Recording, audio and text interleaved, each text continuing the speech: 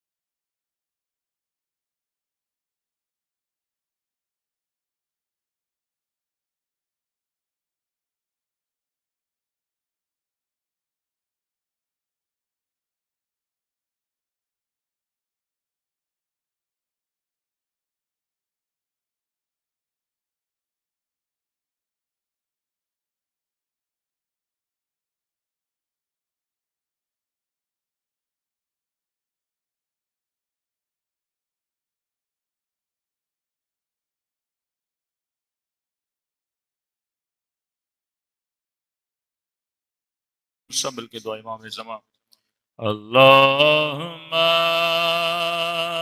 کل ولی کا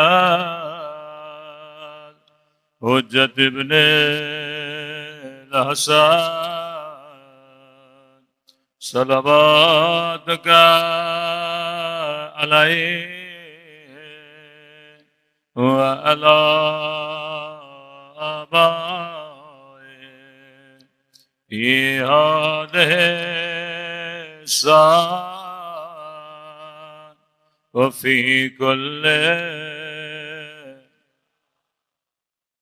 وليا وحافظا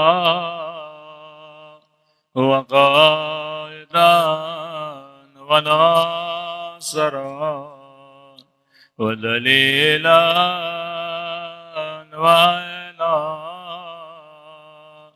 حتى تسكنه أرضك طوعا وتمتعه فيها طويلا برحمتك يا أرحم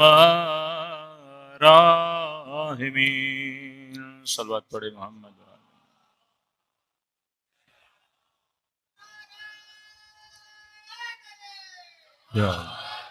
بسم اللہ الرحمن الرحیم. رب اشرح لی صدری ویسر لی امری واحلل عقدۃ من لسانی یفقهوا قولی. اما بعد فقد قال سبحانہ وتعالی فی محکم کتابہ بسم اللہ الرحمن الرحیم اهدنا الصراط المستقیم صراط الذین انعمت علیہم. صلوات پڑھے محمد وعلی محمد.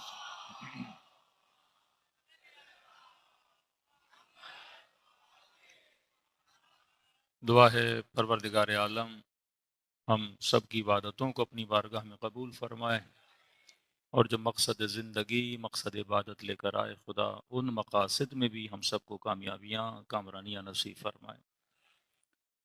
قرآن مجید کی وہ آیت جو تقریباً ہر بندہ مسلم اور مومن کو یاد ہے کہ اگر کوئی آپ سے کہے کہ کائنات میں کون سی دعا واجب ہے تو آپ جواب دیں گے اہدنا الصراط المستقیم، اے خدا مجھے سیدھے راستے پر ہدایت عطا فرما. ہر دعا میں آپ کی مرضی چل سکتی ہے لیکن اس دعا میں آپ کی مرضی نہیں چل سکتی. اور عجب ہے کہ خدا نے ایک بار نہیں متواتر بار مانگنے کو کہا کہ کہو اہدنا الصراط المستقیم. اگر 17 رکعت نماز ہے تو کم از کم 10 مرتبہ آدمی کیا کہتا ہے؟ اہدنا الصراط المستقیم. اور 22 کروڑ کا ملک ہے، آپ کسی بھی مسلمان سے ایک سوال کریں کہ جناب آپ صراط مستقیم پر ہو، تو کہے گا میں ہی تو ہوں جو صراط مستقیم پر ہے. تو مطلب ہر بندہ یہ دعویٰ بھی رکھتا ہے کہ جناب ہم ہی ہیں جو صراط مستقیم پر ہیں. اور پتہ کیسے چلے؟ جبکہ آیت کہہ رہی ہے ایک راستہ ہے، اور امت کا ہر فرد کہہ رہا ہے میں اس راستے پر ہوں، اور ہر فرد کا راستہ ہی الگ ہے. اگر 70 راستے بن جائیں اور خدا کہے کہ ایک راستہ ہے، تو مجھے کیسے پتا چلے کہ کون سا راستہ ہے؟ یہاں تو بریلوی بھی کہے گا میں اس راستے پر ہوں، وہابی بھی کہے گا تم سارے مشرک ہو میں اس راستے پر ہوں، شیعہ بھی کہے گا کہ میں اس راستے پر ہوں. تو مجھے پتا کیسے چلے کہ صحیح راستہ کون سا ہے، غلط راستہ کون سا ہے؟ تو کسی بھی شے کو پہچاننے کے لیے اس کی نشانیاں بتانا بڑا ضروری ہے. اکثر سوال اٹھتا ہے، نوجوان پوچھتے ہیں کہ مولانا اگر 12 امام تھے تو خدا نے نام کیوں نہیں بتایا؟ تاکہ جھگڑا ہی ختم ہو جاتا، مسائل ہی حل ہو جاتے. 12 ائمہ کے نام اگر قرآن میں آ جاتے پھر کون سا مفتی انکار کرتا، پھر کون سا مولوی انکار کرتا؟ میں نے کہا مسئلہ یہ نہیں چیز آ جائے تو انکار نہیں ہوتا. خم علی کو دکھا کر ہاتھ اٹھا کر بتایا، مفتی آج تک نہیں مانا.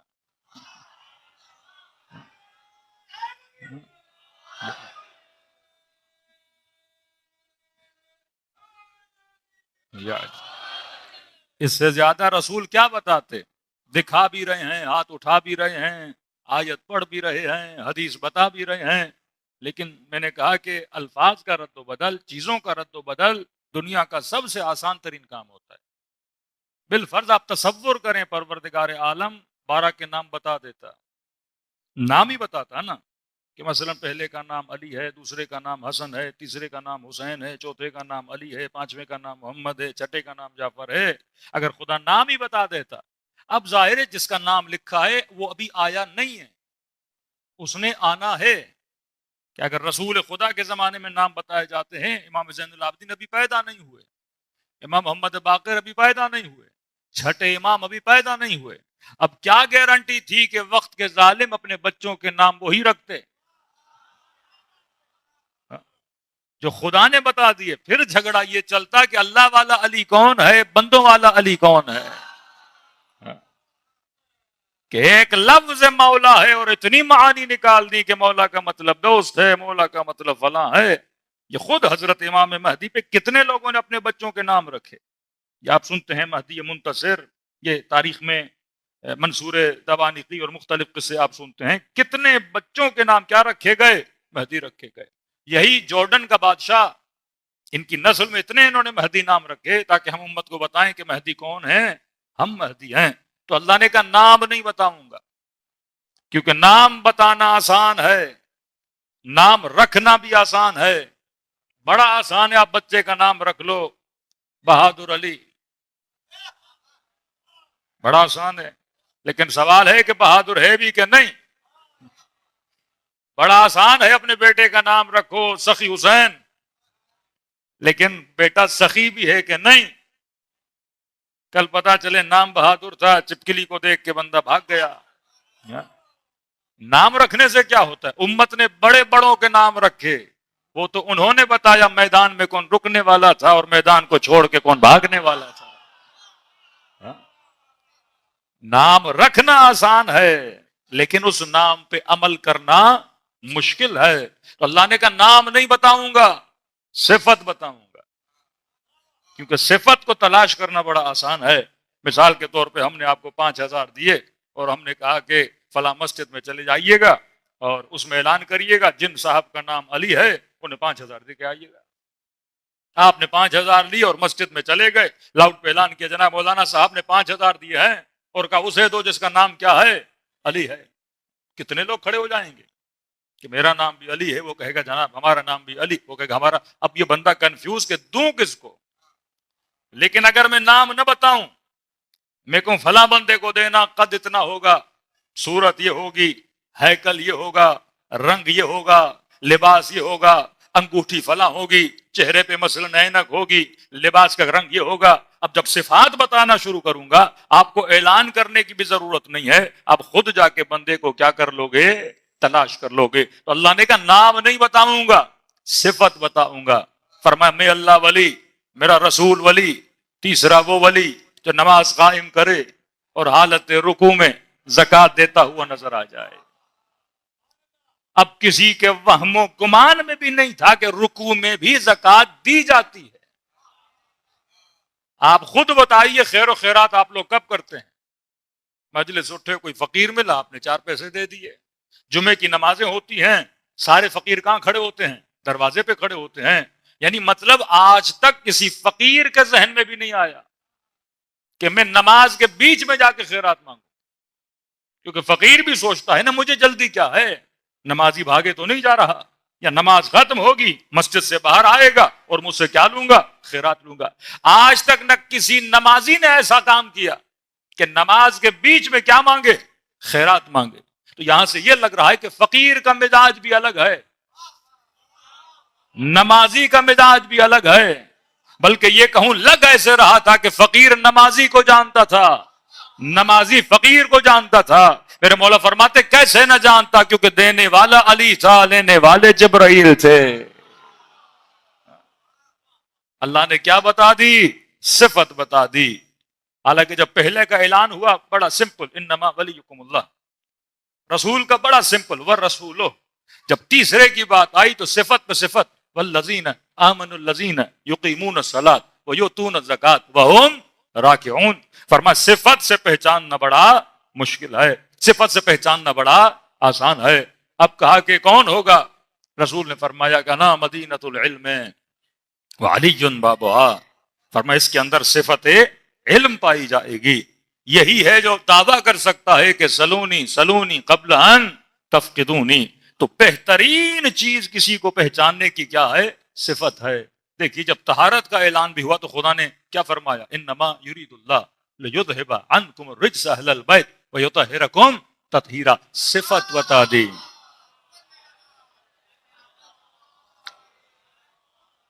اب آپ کہیں مفتیوں نے جھگڑا کر دیا کہ اہل بیت میں فلاں بھی ہے، اہل بیت میں فلاں بھی ہے، اہل بیت میں فلاں بیوی بھی ہے. میں نے کہا جتنی بیویوں کو داخل کرنا ہے داخل کر دیں، ہم نے تو صفت دیکھنی ہے نا. آپ پورے ہمسایوں کو بھی لا دو چادر قصا کے نیچے، لیکن ہم کیا دیکھیں گے؟ صفت، کہ یہ وہ ہیں جن کو خدا نے ہر طرح کے رجس سے کیا رکھا ہے؟ دور رکھا ہے. اور خدا خود بتاتا ہے رجس کیا؟ انما الخمر والمیسر والانصاب رجس من عمل الشیطان. یہ بت پرستی کیا ہے؟ رجس ہے. شراب نوشی کیا ہے؟ رجس ہے. تو وہ کبھی اہل بیت میں آ ہی نہیں سکتا جس نے زندگی میں ایک دن بھی کسی بت کو سجدہ کیا ہو، جس نے زندگی میں کبھی ایک بھی گناہ کیا ہو، وہ اس اہل بیت میں آ نہیں سکتا. اب ہم جا کے صفات کو ڈھونڈیں گے، صفات سے پتہ چل جائے گا. جناب یہاں 10 مومن بیٹھے ہیں، اب ہمیں کیسے پتا چلے کس مومن کو کون سی بیماری ہے؟ تو کہا بلڈ ٹیسٹ کیا جائے گا، رپورٹ میں آ جائے گا جناب کو بیماری ہے کہ نہیں ہے. تو اسی طرح ہم طہارت کا ٹیسٹ لیں گے، ٹیسٹ میں پتا چلے گا کہ جناب نجس ہے یا طاہر ہے. ہر صحابی کے آگے رضی اللہ آتا ہے، امیر المومنین کے آگے کرم اللہ وجہ آتا ہے. بولیے مفتیان کو جناب یہ کرم اللہ کسی اور کے نام کے آگے بھی لگاؤ، کہ نہیں لگا سکتے کیونکہ ٹیسٹ میں اگلا بندہ پاس ہوتا ہی نہیں. ٹیسٹ کرنا پڑے گا نا. اب آپ کو شوگر ہے تو ٹیسٹ میں شوگر پوزیٹو آئے گا، اگر آپ کو نہیں ہے تو نیگیٹو آئے گا. اگر کوئی بیماری ہے تو وہ ٹیسٹ کے اندر آ جاتی ہے. کہا کیسے لگائیں؟ کرم اللہ ایک ٹیسٹ ہے. اگر کسی کے نام کے آگے لگانا ہے تو وہ چہرہ ایسا ہونا چاہیے جس نے کبھی بتوں کو سجدہ نہ کیا ہو. فرمایا ایک ہی چہرہ ہے اور نام ہے علی ابن ابی طالب، جس نے کبھی کسی بت کو سجدہ نہیں کیا. تو آسان ترین کام ہے صفت بتانا، ورنہ بغیر ٹیسٹ کے تو ہر بندہ بولے گا میں فٹ ہوں. لیکن یہاں لیب کھل جائے اور ایک ایک بندے کا ٹیسٹ لیا جائے، پتہ نہیں کتنی بیماریاں نکلیں گی. کوئی بی پی کا مریض ہوگا، کوئی شوگر کا مریض ہوگا، کوئی مختلف بیماریوں میں الجھا ہوا ہوگا. تو اللہ کہتا ہے کہ میں نشانی بتاتا ہوں. ویسے تو ہر مسلمان کہے گا میں کس راستے پر ہوں؟ صحیح راستے پر ہوں، ہدایت کے راستے پر ہوں، سیدھے راستے پر ہوں، لیکن خدا نشانی بتاتا ہے، خدایا مجھے کیسے پتا چلے کہ میں سیدھے راستے پر ہوں کہ نہیں ہوں؟ فرما نشانی یہ ہے صراط الذین انعمت علیہم، یہ ان کا راستہ ہے جن پر میں نے اپنی نعمتوں کو نازل کیا۔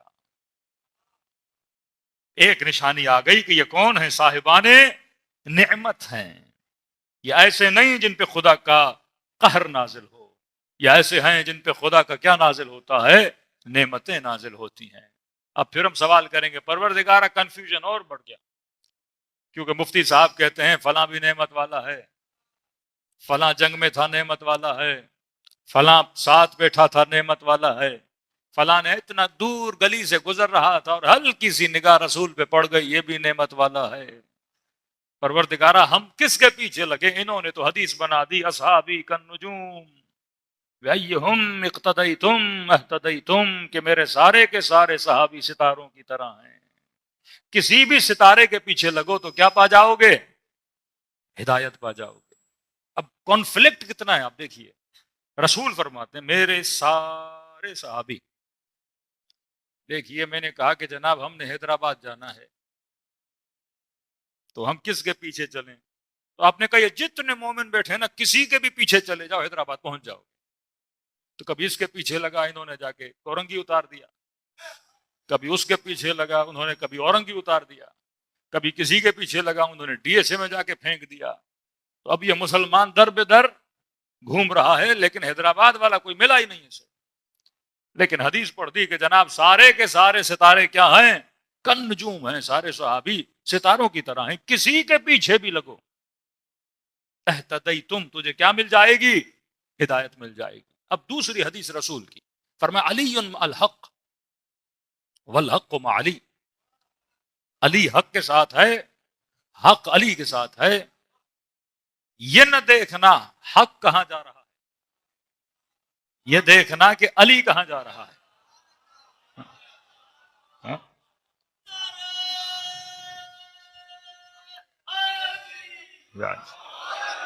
کانفلکٹ کتنا ہے، ایک حدیث میں کہہ رہے جو جو جہاں جا رہا ہے حق ہے، یہ حدیث کہہ رہے یہ نہیں دیکھنا کون کون کہاں جا رہا ہے، یہ دیکھنا کہ علی کہاں جا رہے ہیں۔ تو اس حدیث میں قرآن کی خوشبو ہے، کیونکہ راہ ہدایت ایک ہے، سو نہیں ہو سکتی کہ میں کہوں مارنے والا بھی رضی اللہ، مرنے والا بھی رضی اللہ، مارنے والا بھی جنت میں، مرنے والا بھی جنت میں، یہ نظریہ قرآن کا نہیں ہو سکتا۔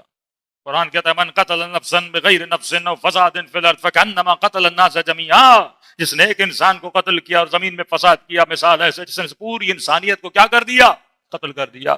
لیکن کہیں نہیں، کیونکہ کالنجوم، سارے کے سارے کیسے ہیں؟ ستاروں کی طرح ہیں۔ اب جنگ جمل ہو کہ ادھر والے بھی جنت میں ادھر والے بھی جنت میں، جنگ صفین ہو کہ ادھر والے بھی جنت میں ادھر والے بھی جنت میں۔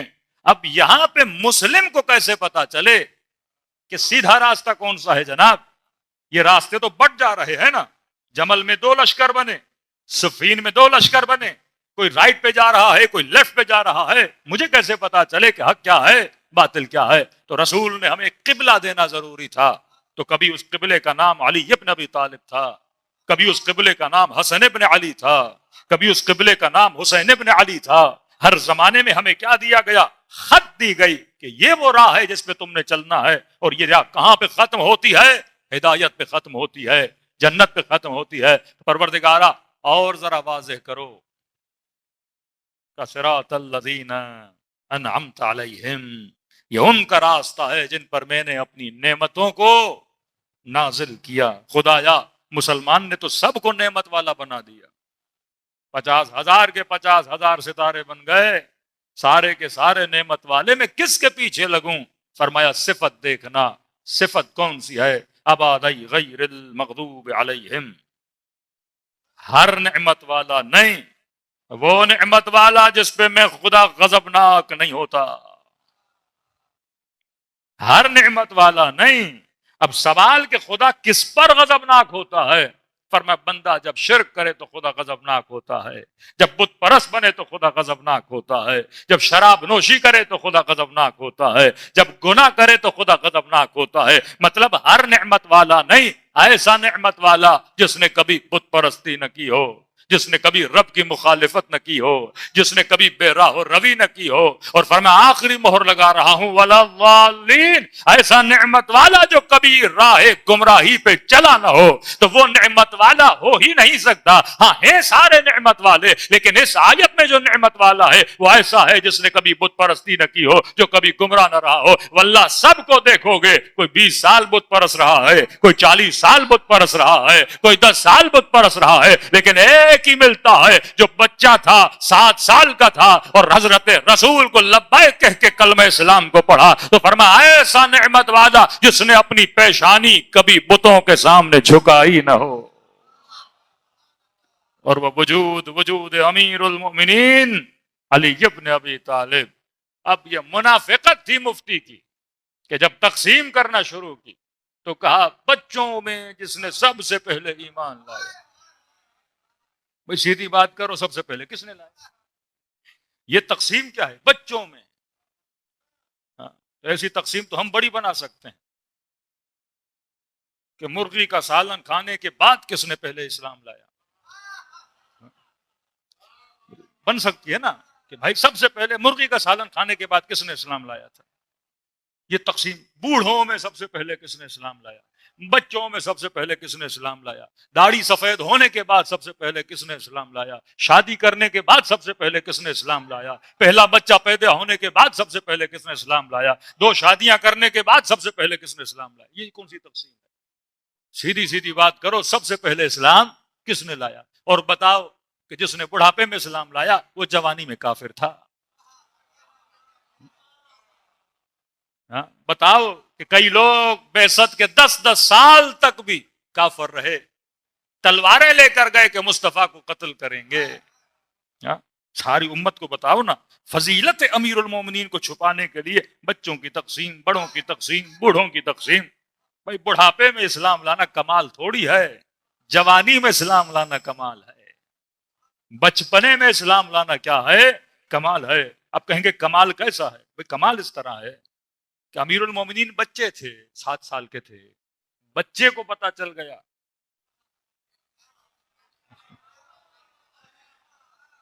بچے کو کسی صاحب کا انہوں نے لقب رکھا کہ یہ ایمان اور کفر کے اندر تفریق کرنے والے ہیں۔ تو میں نے کہا کون تفریق کرنے والا ہے؟ جس کو بچپنے میں پتا لگ جائے کہ یہ رسول حق ہے، یا جس کو بڑھاپے تک پتا ہی نہ لگے؟ انسان اپنی عقل اگر استعمال کرے تو خدا کیا بتا رہا ہے؟ صفات کا، ہر نعمت والا نہیں، غیر المغضوب علیہم ولا الضالین، ایسے نعمت والے جن پہ خدا غضبناک نہیں ہوتا، ایسے نعمت والے جو ہمیشہ راہ ہدایت پہ رہتے ہیں، گمراہیوں میں نہیں رہتے۔ ایک ایک کی زندگی اٹھاؤ، واللہ کون ملے گا؟ یا محمد ملیں گے یا آل محمد ملیں گے، جو کبھی گمراہی کے راستے پہ نہیں چلے۔ اور ان کی تائید میں آئے طہارت آ رہی ہے، انما یرید اللہ یذھب عنکم الرجس اہل البیت، اور فرمایا ان کی تائید میں ان کی زندگی آ رہی ہے، جنہوں نے زندگی میں، جن کو لقب عابد ملے، جن کو لقب صابر ملے، جن کو باقر العلوم کا لقب ملے، جن کو والکاظمین الغیظ کا لقب ملے، کہ پوری امت متفق ہے کہ امیر المومنین کی زندگی سے کبھی عیب تلاش بھی کرے تو عیب نکال نہیں سکتی۔ علی کا بچپنا بھی شاندار ہے، علی کی جوانی بھی شاندار ہے، علی کی جنگ بھی شاندار ہے، علی کے بچے بھی شاندار ہیں، علی کی زندگی بھی با کمال ہے، ارے وہ خود بھی با کمال ہے۔ علی کی نسل میں آؤ تو کہیں حسن ملتا ہے، کہیں حسین ملتا ہے، کہیں اکبر ملتا ہے، کہیں قاسم ملتا ہے، کہیں عباس ملتا ہے، اور ان کی نسلوں میں آؤ تو کہیں یزید ملتا ہے، کہیں مروان ملتا ہے۔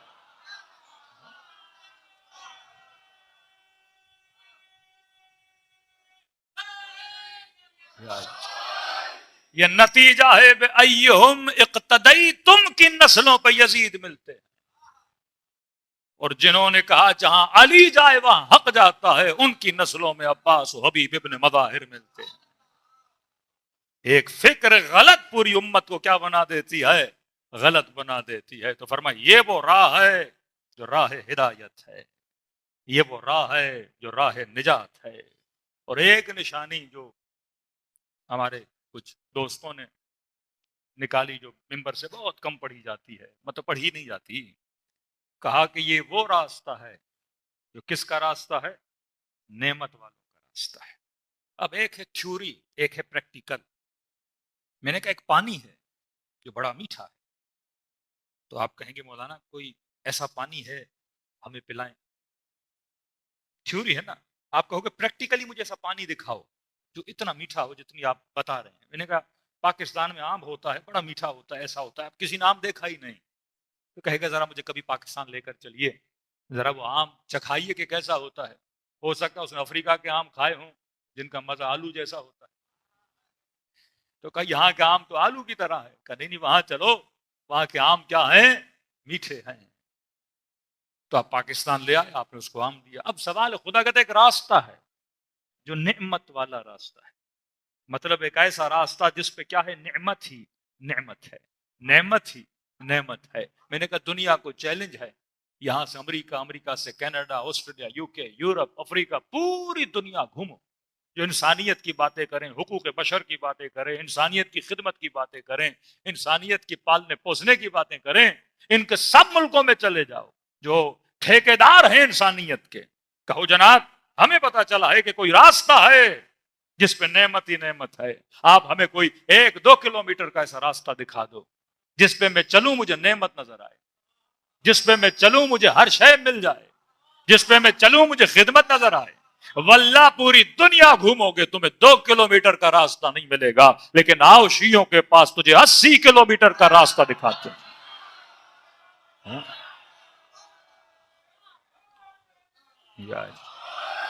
جو نجف سے شروع ہوتا ہے کربلا تک چلتا ہے، جس کے چپے چپے پہ نعمت پائی جاتی ہے۔ کوئی دنیا میں اتنی خدمت انسانیت کی، یہ پوری دنیا کو لوٹ کے پھر خیرات میں $4 دے کے بولیں کہ ہم انسان کی خدمت کرتے ہیں، یہ اپنی گولیاں اور میزائل بیچ کے ظالموں کو $500 ملین کے میزائل بیچ کے پھر انہی پیسوں سے لوگوں کا خون بہا کے پھر 4 لوگوں کی مدد کے لیے راشن بھیجا جائے، بولے ہم انسان کی خدمت کرتے ہیں۔ آؤ تجھے خدمت انسانیت دیکھنی ہے، یہ راہ کربلا ہے، یہ راہ حسین ہے۔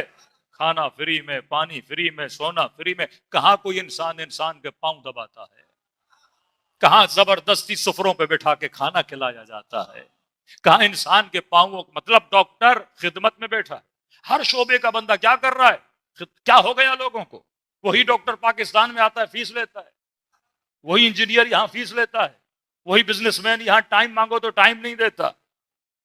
وہاں تجھے مولوی بھی فری میں ملے گا، ذاکر بھی فری میں ملے گا، رہائش بھی فری میں ملے گی، کھانا بھی فری میں ملے گا، ہر شے فری میں ملے گی۔ اس سے بڑی نعمت ہو سکتی ہے؟ پوری دنیا چلے جاؤ اتنی نعمت نہیں۔ مطلب کھانا رکھ کے بیٹھے ہیں، بندے کو بھوک ہی نہیں ہے، کہتے جناب یہاں بھی کھایا وہاں بھی کھایا، کیا کروں؟ کہتے نہیں پھر بھی آ اس راستے پہ بیٹھ، کیونکہ یہ راہ کون سی ہے؟ نعمت کا راستہ ہے۔ صراط الذین انعمت علیہم، یہ وہ راستہ ہے جس کے چپے چپے پہ کیا پائی جاتی ہے؟ نعمت پائی جاتی ہے۔ پوری دنیا گھوم لو، ایسی نعمت کا راستہ نہیں ملے گا، کیونکہ یہ راہ اہل بیت علیہ الصلوۃ والسلام ہے، جہاں انسانوں کے مزاج بدل جاتے ہیں، جہاں انسانوں کے شعور مل جاتا ہے، جہاں انسان خدمت بشر میں لگ جاتا ہے، اور فرما نصف العقل المعاش بالناس، آدھی عقل انسان کی خدمت میں پائی جاتی ہے۔ تو حسین ہمیں اللہ کا خادم بھی بناتے ہیں، حسین ہمیں اپنا خادم بھی بناتے ہیں، اور حسین ہمیں انسانیت کا خادم بھی بناتے ہیں۔ تو کربلا خدمت بشریت کا نام ہے، یہ وہ راستہ تھا جو راہ ہدایت تھا۔ دلیل دوسری، آج کے زمانے میں سب سے بڑی نعمت جو خدا نے شیعوں کو دی ہے وہ کیا ہے؟ نعمت عزاداری امام حسین۔ کسی قوم کے پاس یہ نعمت نہیں ہے، کسی قوم کے پاس۔ پوری دنیا میں کوئی قوم اتنے لیکچر نہیں سنتی جتنے شیعہ سنتے ہیں۔ دنیا کی کوئی ایسی کلاس نہیں جہاں سارا ایج گروپ بیٹھا ہو، جس یونیورسٹی میں جانا ہے چلے جاؤ۔ یہ دنیا کی واحد یونیورسٹی، 70 سال کا بوڑھا بھی بیٹھا ہے، 15 سال کا جوان بھی بیٹھا ہے، 7 سال کا بچہ بھی بیٹھا ہے۔ یہ کیسا علم ہے، یہ کیسی تحریک ہے جہاں سب کو کیا کیا جاتا ہے؟ جوڑا جاتا ہے، کیونکہ یہ راستہ ہے۔ راستے پہ قدغن نہیں لگا سکتے کہ جناب فلاں چل سکتا ہے فلاں نہیں چل سکتا۔ یہ راہ ہدایت تو دنیا بھی بناتے ہیں، حسین ہمیں اپنا خادم بھی بناتے ہیں، اور حسین ہمیں انسانیت کا خادم بھی بناتے ہیں۔ تو کربلا خدمت بشریت کا نام ہے، یہ وہ راستہ تھا جو راہ ہدایت تھا۔ دلیل دوسری، آج کے زمانے میں سب سے بڑی نعمت جو خدا نے شیعوں کو دی ہے وہ کیا ہے؟ نعمت عزاداری امام حسین۔ کسی قوم کے پاس یہ نعمت نہیں ہے، کسی قوم کے پاس۔ پوری دنیا میں کوئی قوم اتنے لیکچر نہیں سنتی جتنے شیعہ سنتے ہیں۔ دنیا کی کوئی ایسی کلاس نہیں جہاں سارا ایج گروپ بیٹھا ہو، جس یونیورسٹی میں جانا ہے چلے جاؤ۔ یہ دنیا کی واحد یونیورسٹی، 70 سال کا بوڑھا بھی بیٹھا ہے، 15 سال کا جوان بھی بیٹھا ہے، 7 سال کا بچہ بھی بیٹھا ہے۔ یہ کیسا علم ہے، یہ کیسی تحریک ہے جہاں سب کو کیا کیا جاتا ہے؟ جوڑا جاتا ہے، کیونکہ یہ راستہ ہے۔ راستے پہ قدغن نہیں لگا سکتے کہ جناب فلاں چل سکتا ہے فلاں نہیں چل سکتا۔ یہ راہ ہدایت تو دنیا کی سب سے بڑی نعمت اگر کسی کو ملی وہ اہل بیت کے چاہنے والوں کو ملی، اور وہ ہے نعمت مجلس ابا عبداللہ الحسین، نعمت عزا حسین، نعمت فرش عزا امام حسین۔ یہ وہ فرش عزا تھا جو ہمیں زمانے کے تلاطم سے کیا کرتا ہے؟ باہر نکالتا ہے، جس کی مثال رسول نے اس طرح دی کہ ان الحسین مصباح الہدی، یہ چراغ ہدایت ہے۔ دعا کیا مانگی؟ مجھے ہدایت عطا فرما۔ کہ ان الحسین مصباح الہدی والسفینۃ النجات، فرما یہ چراغ ہدایت ہے اور یہی کشتی نجات ہے۔ یہ تجھے راستہ دکھلاتا بھی ہے، اپنی کشتی میں بٹھا کے تجھے منزل تک پہنچاتا بھی ہے۔ یہ وہی راہ ہے۔ کسی بچے نے کہا مولانا کشتی تو چلتی ہے، میں نے کہا چلتی ہوئی کشتی دیکھنی ہے تو 40 حسین پہ چلا جا۔ یہاں کشتیاں رکی ہیں، وہاں جسم بھی چلتا ہے، روح بھی پرواز کرتی ہے، لیکن یہاں جسم رکا رہتا ہے پر حسین روحوں کو پرواز کروا کے جاتے ہیں۔ فکر کربلا تک پہنچ جاتی ہے۔ تو یہ مت سمجھو عزاداری ایسے ہی بن گئی، اس کے لیے اہل بیت نے پورا خاکہ بنایا۔ یہ پوری ترویج مکتب ہے۔ آج کہتے ہیں ہم پورا سال محنت کریں، پورا سال پروپیگنڈے کریں شیعوں کے خلاف، لیکن 2 مہینے کی عزاداری ہمارے سارے پروپیگنڈوں پہ پانی پھیر دیتی ہے۔ اتنا مضبوط سسٹم دیا اہل بیت علیہ الصلوۃ والسلام نے۔ تو وہ زمانہ چلا گیا کہ جب وہ ملکوں پہ قبضہ کرتے تھے، 100 سال وہ ملک قبضے میں پوری قوم کو غلام بناتے تھے، وہ تھا زنجیروں کی غلامی کا زمانہ۔ یہ زمانہ ہے فکر کی زنجیر کا زمانہ، جسے بولا جاتا ہے ماڈرن سلیوری، جدید ترین غلامی۔ اور وہ غلامی کون سی ہے؟ فکر کی غلامی ہے، جس میں جبر نہیں ہے، کیونکہ آپ جبر کرو گے فطرت انسان کے خلاف ہے۔ انڈیا میں آئے، 100 سال انہوں نے حکومت کی، جبر تھا، مختلف تحریکیں اٹھیں، لوگ ان کے مقابلے میں اٹھے، ان کے فوجی مارے جاتے تھے، ان کو نقصان ہوتا تھا، مال کا نقصان ہوتا تھا۔ تو کہا کہ اس جبر کا فائدہ نہیں، کیونکہ یہ ہمیں مارتے ہیں اور اگر ہم انہیں مار دیں تو اپنے قوم کے ہیرو بن جاتے ہیں، تو اس کا تو فائدہ ہی نہیں۔ انہوں نے ملکوں کو چھوڑ دیا۔ اب انہوں نے کہا کہ میں نے ایسا غلام بنائیں گے کہ یہ خود ہمارے پیچھے دوڑے دوڑے آئیں گے۔ آج آپ کے بچے دوڑے دوڑے جاتے ہیں کہ نہیں؟ آج بچہ جوان نہیں ہوا، مولانا آسٹریلیا جانا ہے، مولانا UK جانا ہے، مولانا امریکہ جانا ہے، مولانا کینیڈا جانا ہے۔ اپنی جان کو جوکھے میں ڈال کے بھی کہتے ہیں وہاں پہنچیں، کشتیوں میں ڈوب کے بھی کہتے ہیں وہاں پہنچیں، مار کھاتے ہیں، ذلیل ہوتے ہیں، اپنا گھر بیچتے ہیں، کہتے وہاں پہنچیں۔ یہ کیسی غلامی ہے؟ لگ ایسے رہا ہوتا ہے بندہ کوئی کربلا کی تلاش میں جا رہا ہے، کوئی سے خدا مل گیا ہے کہ کہتا مروں مٹوں لیکن میں نے وہاں پہنچنا ہے۔ یہ ہے ماڈرن سلیوری، نئی غلامی، جس کے پیچھے پوری انسانیت کیا کر رہی ہے؟ دوڑ رہی ہے۔ کیوں دوڑ رہی ہے؟ اس بچے کا قصور کیا ہے؟ اس کے ذہن میں ڈالا کس نے؟ اس کے دل کے محبوب کو بدلا کس نے؟ اس کی پسند اور ناپسند کے بیچ میں آیا کون؟ اس کی افکار کو غلاظتوں میں بھرا کس نے؟ کس طرح سے اس کی فکر بدلی اور اتنی انرجی آئی کہ اپنی جان کو جوکھے میں ڈال کے بھی کہتا میں وہاں پہنچوں. ایسے ایسے لوگ میں نے گریس میں دیکھے. کتنے سال ہو گئے کا مولانا؟ 25 سال ہو گئے. کب آئے تھے؟ کہ جب 15 سال کا تھا. 25 سال سے پاکستان گئے اور نہیں گیا. کیوں نہیں گئے؟ ابھی نہ کارڈ ملا ہے نہ پاسپورٹ ملا ہے. کتنا پیسہ بنایا کہ کچھ نہیں، کھایا پیا اور ختم ہو گیا. 25 سال زندگی تباہ کر دی. کسی نے 16 سال زندگی تباہ کر دی، کسی نے 20 سال زندگی تباہ کر دی، کسی نے نسلیں تباہ کر دی. یہ نتیجہ تھا ماڈرن سلیوری کا. ماڈرن سلیوری کیسے آتی ہے؟ دیکھیے اب پھر کمال اہل بیت دیکھیے گا کہ وہ کام جو دشمن نے آج کیا، امام حسین نے 1400 سال پہلے شروع کیا کہ نسل کے اندر تربیت کیسے کی جاتی ہے. کہتے ہیں ایک ہے امام حق، ایک ہے امام باطل، ایک ہے اللہ کا نبی، ایک ہے شیطان کا نبی. اگر خدا امام بھیجے گا تو شیطان نہیں بھیجے گا، اگر خدا نبی بھیجے گا تو کہ شیطان نہیں بھیجے گا. قرآن کہتے ہیں نا اولیاء الطاغوت، اللہ کہتے ہیں 2 ولی ہیں، اولیاء اللہ یخرجونہم من الظلمات الی النور، یہ ظلمات سے نکال کے نور میں لے جاتے ہیں. اولیاء الطاغوت یخرجونہم من النور الی الظلمات، یہ تمہیں اندھیروں سے، تمہیں روشنیوں سے نکال کر کہاں لے کر جاتے ہیں؟ اندھیروں میں لے کے جاتے ہیں، ظلمتوں میں لے کے جاتے ہیں. کون ہے یہ اولیاء الطاغوت؟ نظر آئے آپ کو کبھی؟ کسی نے کہا میں شیطان کا نمائندہ ہوں، کسی نے کہا میں شیطان کی طرف سے ولی بن کے آیا ہوں تاکہ تجھے حسین کی محفل سے نکال کر ظلمت کی محفل میں لے جاؤں، تجھے فکر پاک سے نکال کر فکر نجس میں لے جاؤں. تو دیکھیے شیطان کی بھی ایک سوچ ہے، اللہ کی بھی ایک سوچ ہے. اب اولیاء الطاغوت علماء فرماتے کون ہے؟ امریکہ نے پوری دنیا پہ غلبہ تب کیا جب اس نے ہالی ووڈ بنایا، جسے آپ بولتے ہو سینما. یہ آج کیمرے یا آج ویڈیوز جو ریکارڈ ہو رہی ہیں، یہ کیا ہے؟ جب تصور آیا دجال کی آنکھ، یہ آنکھ کون سی آنکھ ہے؟ سینما کا پردہ. سینما کیا ہے؟ ٹی وی کیا ہے؟ وہ جو سوچتا تھا، ابھی میں کہوں گا کربلا تو آپ کے ذہن میں کیا آئے گی؟ تصویر کربلا. بین الحرمین ذہن میں آ گیا، نجف اشرف ذہن میں آ گیا، سی ویو ذہن میں آ گیا، قائد اعظم تصویر ذہن کے اندر آ گئی.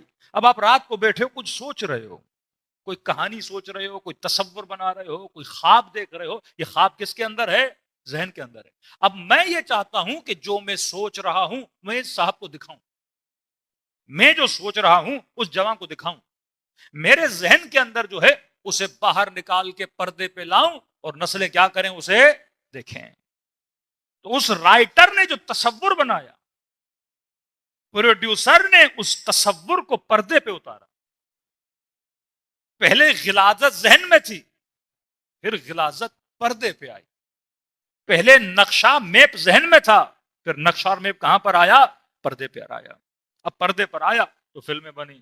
مطلب یہ چاہتا تھا لوگوں کو ڈرائے تو اس نے ہارر بنایا، یہ چاہتا تھا لوگوں کو شہوت میں ڈالے تو اس نے کوئی رومانٹک مووی بنا دی، یہ چاہتا تھا لوگوں کے اندر جنگی جنون پیدا کرے، اس نے ایکشن مووی بنا دی، یہ چاہتا تھا معاشرے میں گندگی پیدا کرے، اس نے ہم جنس گرائی پہ کوئی مووی بنا دی، یہ چاہتا تھا کہ معاشروں میں گندی ترین غلاظتوں میں ڈال دے، انہوں نے فحش اور ننگی چیزیں بنانا شروع کر دی. مطلب جو غلاظت ذہن میں تھی وہ کہاں پر آ گئی؟ پردے میں آ گئی. پہلے اس نے یہاں آنا تھا، آپ کی نسل کو گمراہ کرنا تھا. اب اس نے پہلے آپ کے گھر میں پردہ بھیجا، ٹی وی بھیجی اور فلم بنا کے اس ٹی وی کے باکس میں ڈال دی. اب ہر گھر میں کیا ہے؟ T V. ہر ہاتھ میں کیا ہے؟ موبائل. اب وہ جو چاہے گا وہ آپ کی نسلوں کو کیا کرے گا؟ دکھائے گا. اب جب چیزیں دیکھی جائیں گی انسان اس چیز کو پسند کرے گا. اب کوئی ایکٹر پسند آ گیا، کوئی سیلیبریٹی پسند آ گئی، اب آپ نے اس کو فالو کرنا شروع کیا. جب فالو کرنا شروع کیا، اب جو پانی پیے گا آپ پیو گے، جو شربت پیے گا آپ پیو گے، جو کھانا وہ کھائے گا آپ کھاؤ گے، جو کپڑے وہ پہنے گا آپ پیو گے. کہ مولانا بیوی نے 30 دن ڈرامہ دیکھا کہ رب زندگی اجیرن بن گئی. کہ کیا ہوا؟ کہ وہ جو ایکٹرز نے کپڑے پہنے تھے مجھے لے جاؤ مارکیٹ سے ویسے ہی کپڑے دلواؤ. کہا یوم ندعو کل اناس بامامہم، قیامت کے دن لوگوں کو ان کے امام کے ساتھ اٹھایا جائے گا. امام کون ہے؟ جس کے تو پیچھے چلا تھا، جس کو تو نے کاپی کیا تھا. نبی کی کاپی کرو تو سنت، اداکاروں کی کاپی کرو تو فیشن، یہ لباس کی کاپی، نائی کے پاس گئے جناب بال بناؤں تو کیسے بناؤں کا، فلاں ایکٹر کی طرح آج بال بنا دیجئے، درزی کے پاس گئے کپڑے کیسے پہنوں کا، فلاں ایکٹریس کا جو ڈیزائن تھا نا وہ ہماری کپڑوں کا بنا دیجئے، پھر کہیں ایسا نہ ہو قیامت کے دن آدھی قوم شاہ رخ خان کے ساتھ اٹھائی جائے۔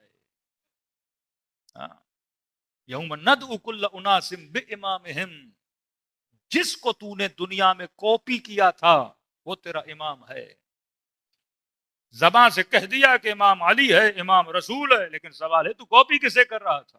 اپنے حلیے کس کی طرح بناتا تھا؟ اپنا لباس کس کی طرح پہنتا تھا؟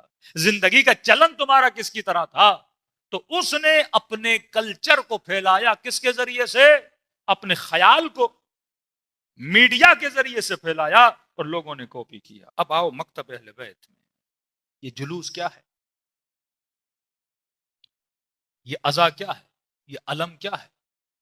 کا ایک گاؤں ہے وہاں پہ 5000 گھر ہیں اہل سنت کے، 50 گھر ہیں شیعوں کے، بڑی ضد لگائی ہے شیعوں نے کہ ہم جلوس نکالیں گے۔ ہم نے کہا بھائی 50 گھر ہو، آپس میں ہی بیٹھ کے حسین حسین کرو، عزاداری کرو اور اپنا معاملہ ختم کرو۔ دنیا کے جتنے مکاتب و مذاہب ہیں وہ اتنا شور نہیں مچاتے، مندر والا مندر میں، مسجد والا مسجد میں، کلیسا والا کلیسا میں۔ تم بڑے عجیب ہو جو کہتے جلوس نکالنا ہے، گلی کوچوں سے گزرنا ہے، چونک پہ جانا ہے، پھر مسجد میں آنا ہے، یہ پورا دن ہم کیا کرتے رہیں گے؟ گھومتے رہیں گے۔ یہ کیا تھا؟ دا بیسٹ مارکیٹنگ، دنیا کی بہترین تشہیر کا طریقہ کہ اہل بیت نے آپ کو دیا، کہ گھروں میں بیٹھ کے حسین حسین کرو گے، جس نے حسین سنا نہیں اسے کون سنائے گا؟ جو اپنے بچوں کو تالے لگا کے کمروں میں بند کر دیتے ہیں کہ انہیں حسین کی آواز سنائی نہ دے۔ جلوس بہترین پبلسٹی کا طریقہ تھا کہ جنہیں نہیں پتا انہیں بتاؤ کہ حسین کون ہے۔ آج ہم نے صرف اہل سنت کو نہیں، ہندوؤں کو بھی سکھا دیا۔ تبھی میں نے کہا، برملا کہا، میں نے کہا شیعہ کا وجود نعمت ہے، کیونکہ جس بستی میں شیعہ رہتے ہیں وہاں کے اہل سنت بھی اہل بیت سے محبت کرتا ہے، اور جن بستیوں میں شیعہ نہیں ہیں وہاں کسی بھی اہل سنت کے بچے سے پنجتن کا نام پوچھ لو نہیں آتا۔ جن ملکوں میں شیعہ نہیں، سعودی عرب جائیے، ملیشیا جائیے، انڈونیشیا جائیے، خود ہی جا کے پریکٹیکلی کر کے دیکھ لیجیے، کوئی اہل حجاز مل جائے نا، کوئی پیور عرب، اسے پوچھ لو پنجتن کا نام کیا ہے، نہیں پتا، کیونکہ وہاں شیعہ نہیں ہے۔ لیکن جن بستیوں میں شیعہ رہتے ہیں وہاں کے اہل سنت نہ صرف پنجتن بلکہ عباس کو بھی جانتے ہیں، علی اصغر کو بھی جانتے ہیں، علی اکبر کو بھی جانتے ہیں، کیونکہ شیعوں کے گھروں کی چھتوں پہ علم ہے۔ پوچھیں گے علم کس کا ہے؟ کہ عباس کا ہے۔ جھولا دیکھ کے پوچھیں گے کس کا ہے؟ کہ علی اصغر کا ہے۔ بلکہ صرف بچوں کے نہیں، ہم نے حسین کے گھوڑے کا نام بھی ان کو یاد کروا دیا۔ اور کیا کیا سکھاتے؟ فرش اذان، سب کچھ۔ یہ تشہیر کا طریقہ کبھی آپ کے ذہن میں آیا ہوگا، ہم جلوس کیوں نکالتے ہیں، ہم علم کیوں لگاتے ہیں، ہم نوحہ کیوں پڑھتے ہیں، ہم مرثیہ، خود کالا لباس تشہیر مکتب ہے، یہ پبلسٹی ہے۔ دنیا کے اندر بڑے بڑے انقلابات آتے ہیں رنگ کے ذریعے سے، جا کے پڑھیے دا سائیکولوجی آف کلر، بڑے بڑے انقلابات، کہیں ہرا کلر، کہیں لال کلر۔ یہ آج کل معاشرے میں فحاشی پھیلا رہے ہیں ایل جی بی ٹی والا گروپ، آپ دیکھیں ان کا اپنا جھنڈا ہے نا، اپنا خاص کلر ہے، وہ کلر آ جاتا ہے لوگ سمجھ جاتے ہیں یہاں پہ یہ بدکاری آ گئی ہے۔ ہم نے گلی گلی کوچا کوچا کالا لباس پہنا، اور دنیا دیکھ کے دور سے کہتی ہے کون ہے؟ حسین کا زادار جا رہا ہے۔ یہ ٹیکٹ آف پبلسٹی تھا، کس طریقے سے اسے کہتے ہیں فروغ ازاء حسین۔ ہم ہر وہ کام کرتے ہیں جس سے ازاء امام حسین کو کیا ملے؟ تشہیر ملے، فروغ ملے۔ پھر چھٹے امام فرماتے خدا رحمت کرے ان لوگوں پر جنہوں نے ہمارے نام کو زندہ رکھا۔ اہل بیت آپ کو دعائیں دے رہے ہیں۔ تو وہ کام جو امریکہ نے، یورپ نے، ویسٹ میں سینما بنانے کے بعد کیا، یہ کام اہل بیت پہلے کرتے تھے۔ یہ جلوس کا کلچر پہلے تھا۔ سبیل کا کلچر کیا ہے؟ بھائی فری میں پانی دیا جائے، رش لگے گا کہ نہیں؟ فری میں کھانا دیا جا رہا ہے، رش لگے گا کہ نہیں؟ ایسے ایسے کام شیعوں نے کیے تاکہ جس سے کیا ہو، مکتب کی ترویج بھی ہو، مکتب کی تشہیر بھی ہو۔ جگہ جگہ یہ مکتب اہل بیت کو پھیلاتے تھے۔ وہ ٹیکنیکس جو دنیا بعد میں پہنچی وہ ہمیں آل رسول نے بہت پہلے بتا دی تھی، کہ امام رضا محرم کا چاند نظر آتا، سر سے امامہ اتارتے، گریباں کو چاک کرتے، بال بکھرے ہوئے ہوتے، روتے ہوئے بازار سے گزرتے. طریقہ ہے نا کسی چیز کو مشہور کرنے کا. ہر دوسرا بندہ فرزند رسول کوئی تکلیف ہے، فرزند رسول گھر میں خیریت تو ہے، فرزند رسول بیٹا ٹھیک تو ہے، فرزند رسول کوئی مصیبت تو نہیں ہے، فرزند رسول کیا ہوا ہے؟ فرماتے تھے کہ آج کے دن میرے جد حسین کو کربلا میں مارا گیا. پھر کہتے تھے اتنے سال گزر گئے آپ رو رہے ہیں. پھر مولا فرماتے تھے اگر کربلا کو ہم نہ منائیں تو جس طرح تو غدیر بھول گیا اس طرح تو کربلا بھول جاتا. جنگ صفین لوگوں کو سمجھ نہیں آتی. امیر المومنین کا کوئی عمل تشہیر نماز کے لیے نہیں ہے. ہمارے اکثر ممبر سے اس بات کو نماز کی تشہیر کے لیے پڑھا جاتا ہے کہ جنگ کے بیچ میں امیر المومنین نے جنگ روکی. وسط میدان میں جنگ چل رہی ہے، تلواریں، تیر، تبر، چنگاریاں نکل رہی ہیں تلواروں سے. کہ ابن عباس جنگ کو روکو. مولا علی کیا کرنا ہے؟ کلی نے نماز پڑھنی. تو آج تک نہیں ہوا. آپ جنگ کے میدان کے بیچ میں کیا کرو؟ نماز پڑھو. اب آدھے لوگ ممبر سے پڑھتے ہیں کہ نماز کی اہمیت بتا رہے تھے مولا علی. کوئی نماز کی اہمیت بتانی تھی علی مسجد میں بتاتے، خیمے میں بتاتے. جنگ کے میدان میں، وسط میدان میں نماز کیوں؟ اچھا اہمیت بتانی تھی اپنے لشکر میں جا کے بتاتے. مطلب دشمن بھی کہے گا کہ علی کیا کر رہے ہو، جنگ چل رہی ہے. ایسا تھا تو خیمے میں نماز پڑھ کے آتے، یا وقفہ کرو خیمے میں چلے جاؤ. وسط میدان میں لوگ مر رہے ہیں اور آپ مصلی بچھا کے کیا کر رہے ہیں؟ نماز پڑھ رہے ہیں. کیوں؟ کیونکہ علی نے سب کو دکھانا تھا کہ علی نماز پڑھ رہا ہے. سب کو بتانا تھا. اپنے لشکر والوں کو پتا تھا کہ علی نماز پڑھتے ہیں، لیکن جو سامنے لشکر تھا وہ شامیوں کا تھا. وہ مدینے والوں کو نہیں جانتے تھے، وہ اصحاب رسول کو نہیں پہچانتے تھے، جن کو 70,000 ممبروں سے یہ بتایا گیا کہ علی نماز نہیں پڑھتا، علی نماز نہیں پڑھتا. علی نے کہا جس طرح میں نماز پڑھتا ہوں ویسی نماز کوئی پڑھتا نہیں ہے. وسط میدان میں نماز پڑھی تاکہ دشمن کے پروپیگنڈے کو کیا کیا جائے؟ مٹا دیا جائے. کل سے کوئی نہیں بولے گا کہ علی نماز نہیں پڑھتا. کہیں گے ہم نے آنکھوں سے دیکھا تھا کہ علی میدان جنگ کے بیچ میں کیا کر رہے تھے؟ نماز پڑھ رہے تھے. کہ عباس مہلت مانگ. کس چیز کی؟ کہ پوری رات اللہ کی عبادت کرنی ہے. ظہر عاشور صحابیوں کو کھڑا کر دیا کہ حسین نے نماز پڑھنی ہے.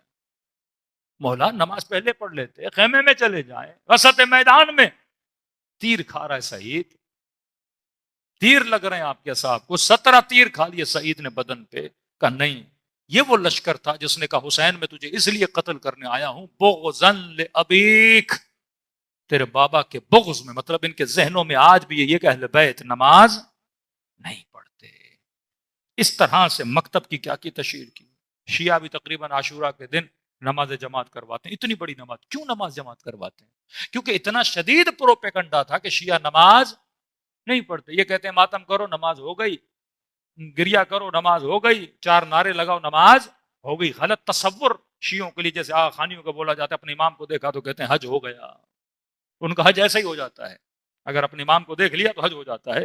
یہ بھی ایسے ہی گمراہ عقیدے والے لوگ ہیں. کہتے ہیں مجلس میں آؤ آپ کی نماز ہو گئی. تو ہم نے عاشورہ کے دن صفیں بچھا کر نماز پڑھ کے دکھائی کہ جتنی بڑی نماز جماعت کراچی میں ہم کرا سکتے ہیں کوئی نہیں کرا سکتا. پوری دنیا میں یہ الزامات ہے، پوری دنیا میں ایک مسجد الحرام ہے جہاں سب سے زیادہ نمازیں پڑھی جاتی ہیں، دوسرا حرمہائے معصومین ہے. امام حسین کا حرم 1 منٹ کے لیے بند نہیں ہوتا، جہاں 24 گھنٹہ نمازیں کیا کرتے ہیں؟ نماز پڑھتے رہتے ہیں. تو یہ مکتب اہل بیت اس زمانے میں آپ نے دیکھا ہوگا شاید عراقی باقاعدہ دکھاتے تھے 72 شہداء کو، پریکٹیکلی کر کے دکھاتے تھے. کوئی شمر بنتا تھا، کوئی ابن سعد بنتا تھا، تاکہ لوگ دیکھیں. یہ پروپیگنڈا جو پوزیٹو پروپیگنڈا تھا وہ ہمارے اہل بیت کے مکتب کو فروغ دینے والوں نے کیا تاکہ دنیا جمع ہو جائے. کئی جوان ہیں پوچھتے ہیں، سینسیٹیو موضوع ہے لیکن میں نے تھوڑا اشارہ کیا تھا کہ مولانا زنجیر زنی کا ماتم، آگ کا ماتم، یہ پہلے تو ہم کرتے تھے، منع نہیں تھا، ابھی اچانک منع کیوں ہو گیا؟ ہمیشہ یاد رکھو، ایک ہے ایکٹ، عمل. عمل کس لیے کرتے ہیں؟ تاکہ عزاداری کو کیا ملے؟ فروغ ملے. میں کوئی بھی عمل کروں گا امام حسین کے لیے، میں اس عمل کی پرستش میں نہیں جاؤں گا. میرا مقصد ہے یہ عمل کروں، یہ ایکٹ کروں، اور اس ایکٹ کے نتیجے میں کیا ہو؟ عزا امام حسین کو کیا ملے؟ فروغ ملے، عزا امام حسین کو ترقی ملے. لیکن اگر میں کوئی ایسا کام کروں جس میں عزاداری امام حسین پہ انگلی اٹھائی جائے، جس کام سے میری توہین کی جائے، اس کام کو اہل بیت نے کہا منع کرو. کیوں؟ کیونکہ جس سے عزا کو فائدہ ہوگا وہ تم کرو گے، جس سے عزا کو نقصان ہوگا وہ تم روکو گے. اب پچھلے زمانوں میں ٹی وی میڈیا کچھ بھی نہیں تھا. ایک گاؤں ہے جہاں پہ مثلا 20 گھر شیعوں کے ہیں. یہ کامن ہے پورے سندھ میں، آپ چلے جائیں، کہتے ہیں عاشورہ کے دن ایسا لگتا ہے پورا شہر شیعہ ہے. حالانکہ 400 شیعہ ہوتے ہیں، باقی سارے کیا ہوتے ہیں؟ غیر شیعہ ہوتے ہیں. اب یہ غیر شیعہ جمع کیوں ہوتے تھے؟ پورے شہر میں اعلان ہوا کل شیعہ آگ کا ماتم کریں گے. ٹیکٹ آف پبلسٹی، کہ میں کوئی ایسا کام کروں تاکہ بھیڑ لگے، تاکہ میں کوئی ایسا کام کروں تاکہ مجمع جمع ہو. آگ جلائی گئی، کوئلے جلائے گئے، انگارے جل رہے ہیں، پورا گاؤں جمع ہوا کہ بڑی عجیب قوم ہے بھائی، آگ پہ چلیں گے آج. تو میلہ لگ گیا. اب دنیا کو کیا نظر آ رہا ہے کہ سارے کیا ہیں؟ اہل بیت کے چاہنے والے ہیں. اب ایک بندہ حسین حسین کرتے ہوئے آگ سے دوڑتا ہوا گیا. اب انہوں نے دیکھا، دیکھنے کے بعد ہم سے پوچھا کہ آگ پہ کیوں چل رہے ہو؟ پھر ہم نے اشارتاً انہیں کربلا بتائی کہ عاشورہ اور شام غریبہ کو اہل حرم رسول کے خیموں کو کیا کیا گیا تھا؟ جلایا گیا تھا. اس وجہ سے یہ عزاداری کے ساتھ جڑتے گئے. میں کون سا کام کروں کہ لوگ جمع ہوں؟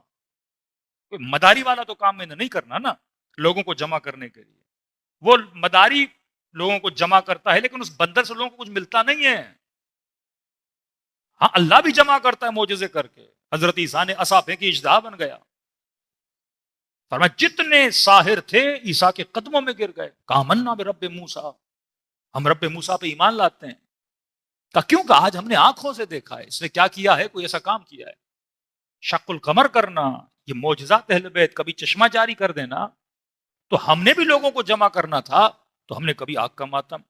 اب آپ سوچئے ایک شہر میں اعلان ہو کہ بھائی کل 200 لوگ اپنی پیٹھ پہ چھریاں ماریں گے یا سر پہ خیمے ماریں گے اور خون نکلے گا.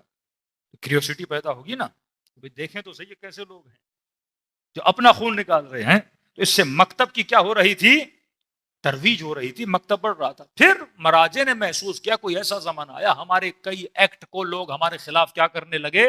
استعمال کرنے لگے. مطلب شیعت کی جو پہچان تھی وہ کوئی اور چیز بنتی گئی. آپ کی جو چھاپ تھی، شیعہ وہ جو ایثار کرے، شیعہ وہ جو خیرات کرے، شیعہ وہ جو سبیلیں پلائے، شیعہ وہ جو کھانے کھلائے، شیعہ وہ جو خدمت کرے. آج پاکستان کا کوئی بھی مسلمان اسے پوچھو آپ شیعہ سے دشمنی کر کیوں رہے ہو؟ واقعاً ہم نے اپنی پرسنل زندگی میں ایسے ایسے دشمن بنائے ہوئے ہیں جن کا ہم سے کوئی لینا دینا ہی نہیں ہے. آپ دشمن اسے بناؤ جو آپ کو نقصان دے، آپ کے گھر میں چوری کرے، 4 پتھر آپ کے بچے کو لگائے، آپ کے گھر کو لگائے، آپ کی گاڑی چوری کر کے لے جائے، کوئی ڈکیت ہو. جو بندہ آپ کو نقصان دے ہی نہیں رہا اس سے کیسی دشمنی؟ جو سبیلے لگا کے پانی پلائے، جو لنگر کھلائے، جو کنڈوں میں صبح بلا بلا کے تمہیں حلوے کھلائے. دنیا کی کون سی قوم ہے جو اتنا کھلاتی ہو؟ اور بھائی امام حسین پہ چلے جاؤ، کہیں لکھا تھا صرف شیعہ آئے گا، ایک موقع پہ لکھا تھا صرف شیعہ آئے گا، کہ جو حسین کا عاشق ہے، جو عزادار حسین ہے وہ آ سکتا ہے. تو اس مکتب نے، آپ کے وجود نے ترویج اہل بیت کی. ہم ہر وہ عمل کرتے تھے. اب اگر کوئی ایکٹ، کوئی عمل ہے جس کی وجہ سے شیعت کا نام خراب ہو رہا ہے، آپ اس پہ آپ تحقیق کر سکتے کہ واقعی میرے اس عمل سے نام خراب ہو رہا ہے کہ نہیں. یہ کوئی لڑائی کی بات تھوڑی ہے. انٹرنیٹ کا زمانہ، سوشل میڈیا کا زمانہ. جناب میں یہ عمل کرتا ہوں، دیکھوں اس سے تشیع کو فائدہ ہوتا ہے یا نقصان ہوتا ہے. کسی کرسچن کو، کسی مسیحی کو، کسی ہندو کو، کسی ایتھیس کو، کسی نارمل مسلمان کو، کسی نمازی کو، کسی صالح بندے کو بولو جناب یہ میں کام کرتا ہوں، اس سے میری امیج کیا بنتی ہے، اس پہ آپ کے اوپر امپیکٹ کیا پڑتا ہے. اگر وہاں سے پوزیٹو کمنٹس آ رہے ہیں یہ فروغ عزا ہے، اس کو آگے بڑھاؤ. اگر وہاں سے نیگیٹو کمنٹس آ رہے ہیں یہ عزاداری کو کیا دے رہا ہے؟ نقصان دے رہا ہے. اس میں ضد تو نہیں ہے. میری زندگی اس لیے کہ عزاداری کو بڑھاؤں، میری زندگی کا مقصد یہ پیغام امام حسین کو پھیلاؤں 4 شیعہ اس فرش اعضاء پہ لاؤں، 4 لوگوں کو مکتب اہل بیت کے اندر کیا کروں، داخل کروں. کیا امیج بن جائے گی کہ کوئی بندہ اپنے 6 مہینے کے بچے کے سر پہ کیا لگا رہا ہو، تلوار لگا رہا ہو. اب یہ راکھ میں کرتے ہیں لوگ. 8 مہینے کا بچہ، 9 مہینے کا بچہ، اس کے سر پہ کیا لگا رہے ہیں، اس کا خون نکال رہے ہیں. اب امیج کیا آ جائے گی، بھائی یہ کون لوگ ہیں؟ جو بچہ جس کو شعور ہی نہیں ہے، جس کا اپنا ارادہ ہی نہیں ہے، اگر وہ بڑا ہوا، بالغ ہوا، عاقل ہوا اور آپ نے اس کے بدن پہ نشان ڈال دیے، کل اس نے فوج میں جانا تھا، فلاں جگہ بھرتی ہونا تھا. اس کو سیلف ہارم بولتے ہیں. اور سیلف ہارم کا مطلب جو بندہ خود کو ہارم کرے، کہتے ہیں یہ سائیکولوجیکلی بیمار آدمی ہے، اس کو نوکری نہیں ملے گی. بچہ بولے گا آپ نے مجھ سے پوچھا ہی نہیں، مجھے مارا کیوں تھا؟ اگر میرے ماتم بھی کرنا تھا بھائی اپنی مرضی سے کرتا نا، آپ مجھے مجبور کیوں کر رہے تھے؟ کبھی کبھی مجھے سوچنا چاہیے میرا کوئی ایسا عمل جس سے کسے نقصان ہو، مجھے نہیں ہو رہا، لیکن ازا امام حسین کو نقصان نہیں ہونا چاہیے. میں ہر وہ کام کروں جس سے کس سے فائدہ ہو، عزاداری یہ امام حسین علیہ الصلوۃ والسلام کو فائدہ ہو. وہ ماتم ہو، وہ جلوس ہو، وہ نظر ہو، وہ نیاز ہو، وہ ذوالجنا ہو، وہ کوئی بھی شبیہ نکالتا ہوں اسے اس طرح سے لوجیکل بناؤں جس کے اندر اٹریکشن بھی پیدا ہو اور دنیا اس کی طرف کھنچتی ہوئی بھی جائے، جس کے ساتھ میں پوزیٹو پیغام بھی لوگوں کو دوں. جیسے لوگ یورپ وغیرہ میں جاتے ہیں، وہاں پہ امام حسین کیسے پہچنوائیں؟ انگریز کو کوئی بندہ فری میں چیز نہیں دیتا. وہاں کہتے ہیں ٹائم از گولڈ. ٹائم کیا ہے؟ پیسہ ہے. وہاں آور کے حساب سے لوگ کماتے ہیں. یہاں مہینے کے حساب سے ہے، وہاں گھنٹے کے حساب سے. 1 گھنٹہ کام کرو 12 پاؤنڈ ملیں گے، 1 گھنٹہ کام کرو $20 ملیں گے. اب بندہ گھنٹے کیلکولیٹ کرتا رہتا ہے، 24 گھنٹہ اپنے گھنٹوں کے حساب سے. اب پوری مینٹلٹی بن جاتی ہے کہ میں فلاں دوست کو ٹائم کیوں دوں، اور 1 گھنٹے تو $20 آ جائیں گے، یہ میرے $20 ضائع کر دے گا. مجلس میں جانا ہے کیلکولیٹ کرے گا، اچھا مجلس ایسی ہو جلدی جلدی 45 منٹ کی 50 منٹ کی مجلس ہو کیونکہ آگے جاب پہ جانا ہے. 1 گھنٹے کی مجلس کا مطلب میرے $20 ضائع ہو گئے. 1 گھنٹے کے دوست کے ساتھ بیٹھنا $25 ضائع ہو گئے. ماں کے ساتھ کیوں بیٹھوں، باپ کے ساتھ کیوں بیٹھوں، صلہ رحمی کیوں کروں، نہ بچے والدین کے ساتھ نہ والدین بچوں کے ساتھ. پوری مینٹلٹی گھنٹے کے ساتھ. اب ان انگریزوں کو اگر فری میں کوئی چیز دی جائے تو بڑی بات ہے. وہاں شیعہ کیا کرتے ہیں، پانی کی بوٹلز دیتے ہیں، اس کے اوپر لکھتے ہیں ہو از حسین. حسین کون ہے؟ کہ یہ سقا ہے، کہ وہ ہے جس نے انسانیت کو اپنی جان کو کیا کیا، قربان کیا. ایسے ایسے نئے کام، ایسی ایسی نئی ترکیبیں وہ عبادت بن جاتی ہیں. کیونکہ ہر میرا وہ کام جو امام حسین کے پیغام کو، نام کو، عزاداری کو پھیلائے، وہ کام کیا بن جاتا ہے، عبادت بن جاتا ہے. وہ کالا لباس پہنوں، فروغ عزا ہے. وہ گھر پہ چھت پہ علم لگاؤں، فروغ عزا ہے. وہ حضرت علی اصغر کا جھولا نکالوں، فروغ عزا ہے. وہ امام حسین کی شبیہ نکالوں، فروغ عزا ہے. لیکن ایسا کام جس سے غلط امیج نہ جائے. جیسے ہم انٹیریئر سندھ گئے تھے تو وہاں پہ لوگوں نے ذوالجنا نکالا. اب آدھے لوگ ذوالجنا کے نیچے سے گزرتے جا رہے ہیں. اب کیا امیج جا رہی ہے؟ ذوالجنا شبیہ ہے، اس کو شبیہ کی حد تک آپ رکھو. یہ نہیں کہ آپ شبیہ پرست بن جاؤ. شبیہ مطلب تصور کے لیے. پوری کربلا کی شبیہ ہم نکالتے ہیں، کربلا میں ذوالجنا تھا، کربلا میں جھولا تھا، کربلا میں یہ تھا، کربلا، تاکہ لوگوں کے ذہنوں میں وہ کیریکٹر کیا رہیں، یاد رہیں. ہدف ہے کیریکٹر کو یاد دلانا، نہ کہ ہدف آپ جسے شبیہ بنا کے آئے ہو اسی کے پیچھے آپ لگ جاؤ. ہدف ہے جناب علی اصغر کو یاد دلانا. اب کیونکہ معاشرہ جاہل ہے، اس کو علم نہیں دیا گیا، تو ہم نے دیکھا کہ وہ لوگ گندم لا رہے تھے ذوالجنا کو کھلانے کے لیے. اب وہ بیچارہ ذوالجنا گندم کھا رہا ہے. اب وہ جو گندم کھا رہا ہے اس کے منہ سے نیچے وہ گندم کے دانے گر رہے تھے. اب وہ خواتین عقیدے کی بے انتہا کمزور وجود، وہ ساری گندم کے دانے اس کے منہ سے نکال کے، میں نے کہا یہ کہاں لے جا رہی ہیں کہ مولانا جن کو اولاد نہیں ہے کھائیں گے، کہ اللہ ہمیں کیا دے اولاد دے. یہ زیارت عاشورہ پڑھو، نماز حاجت پڑھو، 2 رکعت شب عاشور کو پڑھو، خدا کو اس طرح پکارو جس طرح دعائے توسل میں اہل بیت نے تمہیں سکھایا، تاکہ خدا آپ کو کیا دے، اولاد بھی دے، جو طریقہ اہل بیت نے بتایا. نہ کہ ایسی رسم و رواج میں پڑ جاؤ جیسے مکتب کیا ہو جائے بیدار ہو جائے. اب اتفاق سے کسی کو بچہ ہو بھی گیا پھر پورے محلے میں بات پھیل جائے گی. بھائی جیسے ایک تعویذ والا 20 لوگوں کو تعویذ دیتا ہے، بھائی ایک پہ تکا لگ جاتا ہے، ممکن نہیں نہ لگے. آپ 20 کو دے رہے ہو، آٹومیٹیکلی ایک بندے کا کام ہو جاتا ہے، وہ قدرتی طور پہ ہو جاتا ہے. وہ بندہ بولتا ہے پیر صاحب نے تعویذ دیا تھا، اس کا تو بھائی لنگر کھانا کھل جاتا ہے، لائن لگ جاتی ہے. کسی نے بتا دیا بھائی میں نے گندم کے دانے اٹھائے تھے اور مجھے بچہ ہو گیا. اب پھر اگلے دن دیکھو پہلے 2 کلو گندم آتی تھی، پھر منوں کے من آ رہے ہیں. اب جس نے زلجنا رکھا اس کی تو چاندنی لگ گئی نا، اس کو کام کرنے کی ضرورت ہی نہیں ہے. کا پورا سال مولانا ہم زلجنا کی خدمت کرتے ہیں. بھائی آپ کیسے کیا مولانا، یہاں سیب بھی لوگ لاتے ہیں، بادامیاں بھی لوگ لاتے ہیں، پستے بھی لوگ لاتے ہیں، گندم بھی لوگ لاتے ہیں. لوگوں نے گھر بنا دیے کیونکہ ایک بندے نے پھیلا دیا، ہم نے گندم کھلائی، ہمیں کیا ملا؟ بچہ ہو گیا. کیونکہ ایک بندے نے پھیلا دیا، ہم نے گندم کھلائی، ہمیں کیا ملا؟ بچہ ہو گیا. یہ معاشرے کی جہالت. فروغ ازا کا مطلب کوئی بھی ایسا کام نہ کرو جس سے ازاداری کو کیا ہو؟ نقصان ہو. شبی کو شبی کی حد تک رکھو. علم اعلان شعائر تشیع ہے. ہم چھتوں پہ علم کیوں لگاتے ہیں؟ اس کا ایک ہی مقصد ہے. مقصد یہ ہے کہ اگر 500 گھر کسی بستی میں ہیں، 5000 گھر کسی بستی میں ہیں، میں رات کے اندھیرے میں جا رہا ہوں، یہ 5000 گھر کس کے ہیں؟ سنی کے ہیں، بریلوی کے ہیں، اہل حدیث کے ہیں، مسیحی کے ہیں، سکھوں کے ہیں، ہندوؤں کے ہیں، مجھے نہیں پتا. 5000 گھر اپنا اظہار وجود نہیں کرتے، لیکن وہ 400 گھر جن پہ عباس کا علم لگا ہے وہ دور سے بتاتے ہیں کہ علی کے ماننے والے ہیں. ہاں؟ یہ فروغ ازا ہے. یہ مکتب عقل ہے. نہ کہ اس مکتب کو آپ ایسے چکروں میں چلے جائیں اپنے ضد و انانیت میں اور اس کی بھیت پہ چڑھا دیں. یہ انانیت نہیں ہے، مجھے پسند ہے. بھائی میں کون ہوتا ہوں تجھے پسند ہے؟ مقصد یہ تمہارا کام اگر عزاداری کو فائدہ دے رہا ہے کنٹینیو کرو، لیکن اگر تمہارا کام ازا امام حسین کو نقصان دے رہا ہے دشمن حسین بن جاؤ گے، دشمن ازا بن جاؤ گے. وہ 4 لوگ جو شیعہ ہونا چاہتے تھے تمہارے عمل کی وجہ سے تشیع کو کیا کر دیں گے؟ چھوڑ دیں گے. کوئی بھی ایسے کام نہ کرو جس کی وجہ سے ازا امام حسین کیا ہو جائے؟ بدنام ہو جائے.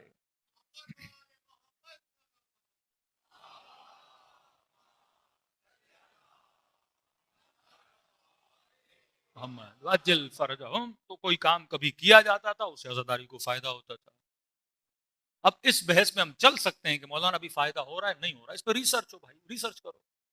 ہمارے سامنے گوگل ہے، ہمارے سامنے ساری چیزیں ہیں، ہمارے سامنے سارے کمنٹس ہیں.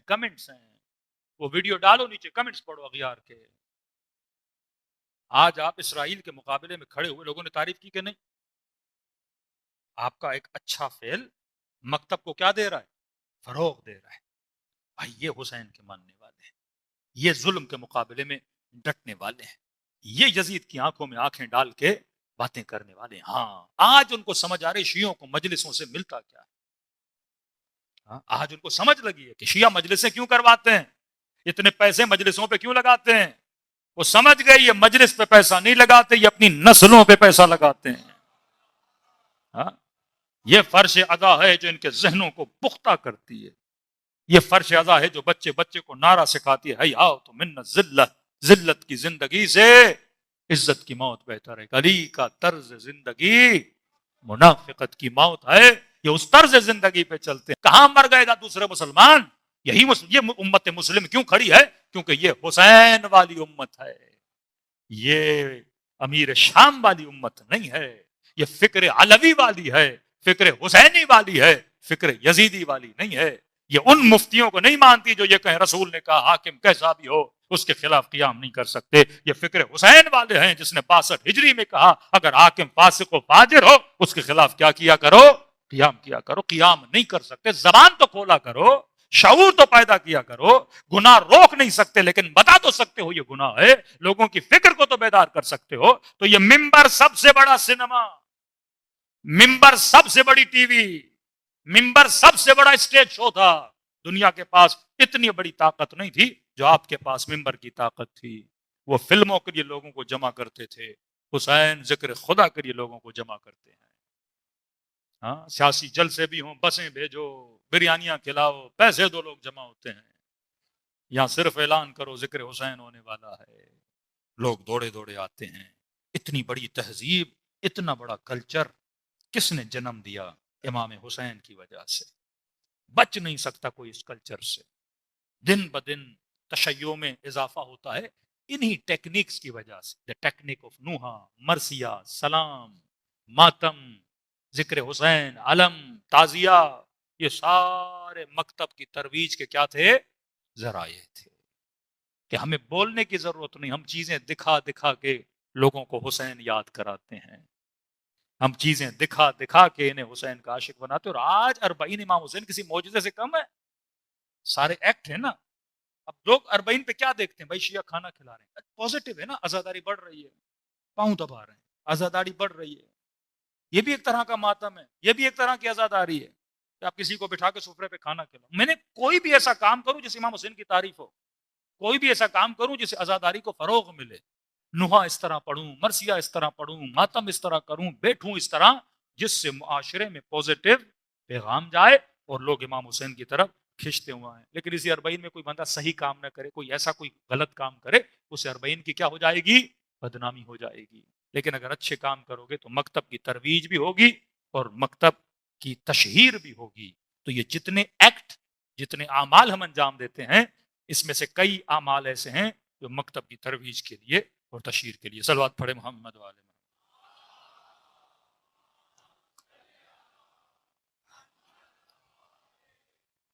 ایک تو ذہنوں کو بلند ہونا چاہیے۔ آج زمانہ ڈیبیٹ کا زمانہ ہے، یہ جہالت کا زمانہ، لڑائی والا، جھگڑے والا، فتووں والا، اس سے دنیا نکل چکی ہے۔ پڑھے لکھے لوگ اگر کسی ٹاپک پہ اختلاف ہوتا ہے، بات کرتے ہیں، چار باتیں آپ کرو، چار باتیں ہم کرتے ہیں، نتیجے پہ بھی پہنچ جاتے ہیں۔ ہمارے یہاں ہم نے انا ضد بنا دی، ہم نے اپنی عادتوں کو بت بنا دیا۔ کیا وہ اسی طرح ہر مسلمان سے پوچھو صراط مستقیم پر ہو، بولیں گے ہم ہی ہیں۔ ہر بندہ اپنے عمل کو ہی ہدف اصلی سمجھ رہا ہے کہ اگر میں کرتا ہوں تو یہ حق ہے، اور میں نہیں کرتا تو پرواہ نہیں۔ تو میری ذات کب سے حق بن گئی؟ آپ کی ذات کب سے حق بن گئی؟ حق یا علی ہیں یا اولاد علی ہیں؟ ہاں، سیرت اہل بیت، فکر اہل بیت علیہ الصلوۃ والسلام۔ جس دن پتا چلا میرا کام غلط ہے، فوراً آدمی کیا کرتے؟ چھوڑ دے۔ یہ تسلیم ہے، وسلمو تسلیما۔ عقل اللہ نے دی ہے، شعور اللہ نے دیا ہے، فکر اللہ نے دی ہے، دلائل خدا نے دیے ہیں۔ اپنے ذہن سے سوچو کون سا کام صحیح ہے، کون سا غلط ہے۔ جو جواب تمہیں عقل دے اس جواب کو کیا کرو؟ کاپی کرو۔ پر میں عقل حجت خدا ہے۔ قیامت کے دن کئی لوگوں کو لایا جائے گا، اکثر یہ تو خدا بولے گا ان کو جہنم میں پھینکو۔ پوچھیں گے خدایا ہمارا جرم کیا ہے؟ ان میں کئی نمازی، کئی قاری، جرم تو بتاؤ پروردگار۔ اللہ کی آواز آئے گی تم نے میرے نبی کو قتل کیا۔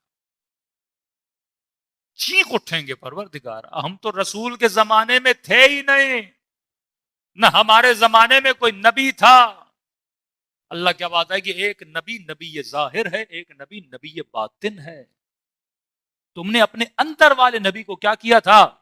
قتل کر دیا تھا۔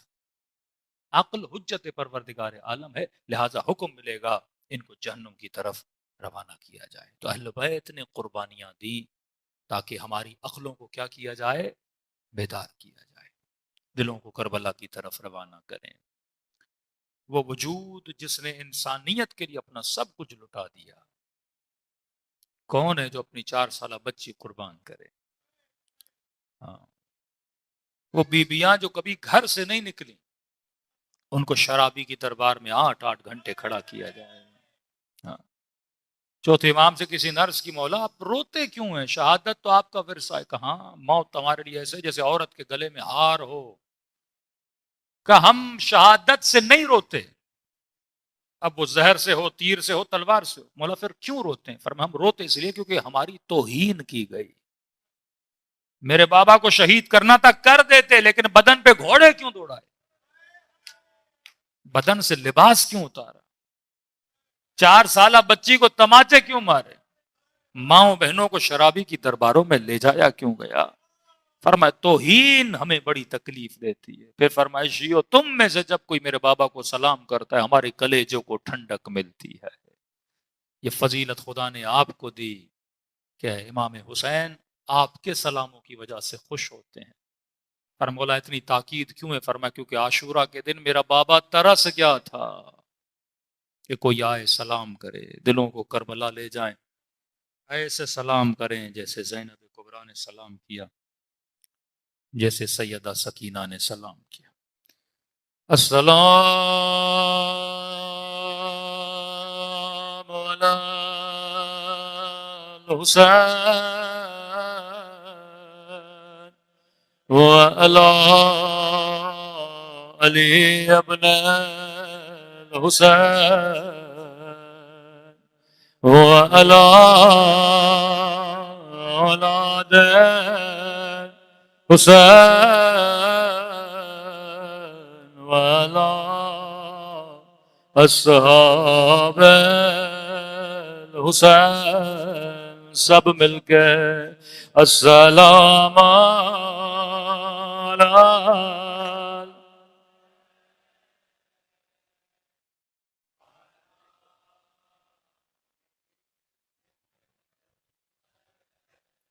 وعلى أولاد الحسين وعلى أصحاب سب مل کے السلام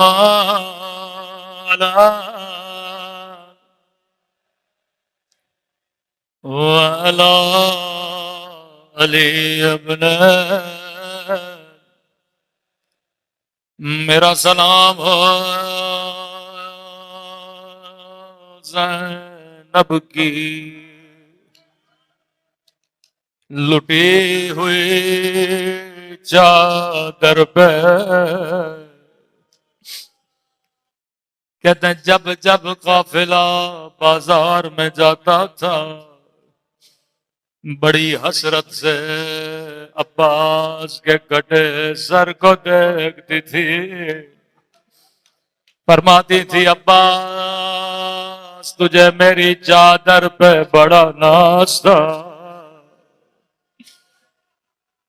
تبھی راوی کہتا ہے ہر سر نو کے نیزہ پہ تھا لیکن ایک سر ایسا تھا جو گھوڑے کی گردن سے بندھا تھا پوچھا گیا بی بی یہ کس کا سر ہے کہنے لگی یہ میرے عباس کا سر ہے بی بی یہ نو کے نیزہ پہ کیوں نہیں فرمایا جب جب میرے سر پہ نگاہ پڑتی ہے بار بار یہ زمین پہ گر جاتا ہے آئیے خدا کو آج ایسا واسطہ دے اللہ کبھی رد نہ کرے اور میرے اللہ تجھے اس درد بھرے منظر کا واسطہ جب حسین نے گھوڑے سے اتر کے دو کٹے ہوئے بادو اٹھائے بادووں کو چوم کے کہا عباس میری کمر ٹوٹ گئے قافلہ جب مدینے پہنچا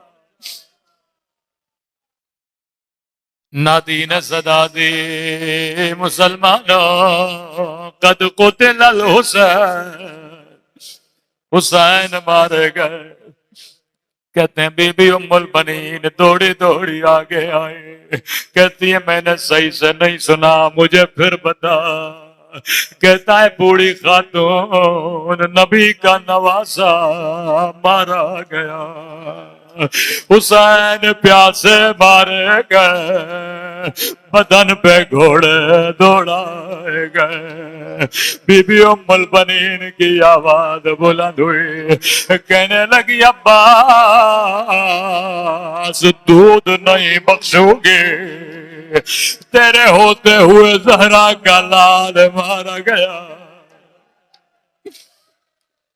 کہتا ہے بوڑھی خاتون عباس سے ناراض نہ ہوا کرو کیونکہ عباس کے سر پہ گرز مارا گیا تھا کہنے لگی میں ماننے کو تیار نہیں ہوں کیونکہ میرا لال جب گھوڑے پہ بیٹھتا تھا تو پاؤں زمین پہ لگتے تھے کیسے کوئی میرے عباس پہ وار کر سکتا ہے کسی میں جرت نہیں آگے سے وار کرے روکے کہنے لگا بی بی صحیح کہہ رہی ہو کسی میں جرت نہیں ہے آگے سے وار کرے لیکن کیا کرے دونوں بازو کٹ چکے تھے او بازو سلامت نہیں تھے, ایک آنکھ میں تیر تھا اور سر پہ گرز لگا تھا. کہتی ہے روتی روتی جنت البقیع جاتی تھی, کہتی تھی سیدہ مجھے معاف کر دینا, اگر میرے غازی کے بازو سلامت ہوتے کبھی تیرا حسین شہید نہ ہوتا. بڑا بھروسہ تھا بیبیوں کو, سکینہ کو, اپنے چچا پہ. کہتے ہیں جب غازی گئے سکینہ نے چھوٹے چھوٹے پیالے بچیوں کے ہاتھوں میں دیے. فرماتی ہے پیاس ختم ہو گئی, میرا چچا پانی لائے گا. لیکن جب بچی نے دیکھا علم کبھی دائیں گرا کبھی بائیں گرا, کہتی ہے پیالوں کو زمین پہ رکھو, رو کر کہتی ہے چچا چچا قسم لے لے اب پانی نہیں مانگو گے. اے خدا میرا حق بھر گیا واپس نہیں آیا. زینب کا بڑا باز پہ ناز تھا. کہتے امام حسین کے پاس آئے, مولا قد ضاق صدری, اب میرے سینے میں طاقت نہیں ہے, مجھے اجازت دیں میں بچیوں کے لیے پانی لاؤں. امام نے فرمایا عباس میں نہیں روکتا, لیکن زینب کو تجھ پہ بڑا بھروسہ, اگر وہ اجازت دیں چلا جا. سیدہ کے خیمے پہ آئے, بی بی نے اجازت دی. راوی کہتا ہے ایسے بیٹھے جیسے بچہ ماں کے سامنے بیٹھتا, زانو میں ادب لگا کے.